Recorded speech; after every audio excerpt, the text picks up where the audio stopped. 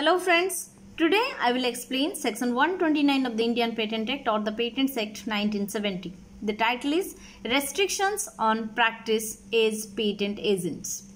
So, I will explain all the subsections through my key points through my own language.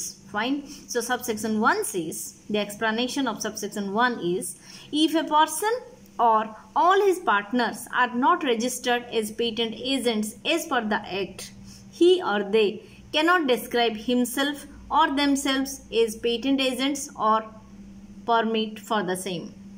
Also, he or they cannot practice as a patent agent.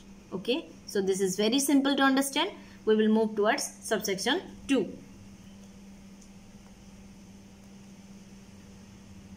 We'll go to subsection 2. Just a moment. Subsection 2 says, no company or corporate body shall practice, describe or hold itself as a patent agent. That means the limitations or we can say the restrictions are applied to the individuals as well as to company or corporate bodies as well. And these two things are described in subsection 1 and subsection 2 consequently. Okay. Explanation given as per the Bare Act is, for the purpose of this section, practice as a patent agent includes any of the following acts. That means any of the following clauses allows for practicing as a patent agent. Okay. Clause A says, applying for or obtaining patents in India or elsewhere. B says, preparing specifications or other documents for the purposes of this act or of the patent law of any other country.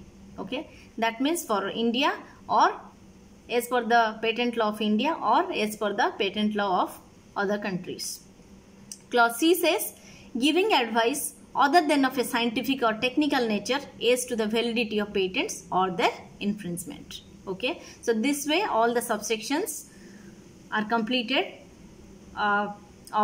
we can say section 129 is completed this way. So please go through my video, please go through the Bare Act and compliment or comment in the comment section, and please subscribe my channel. Thank you so much.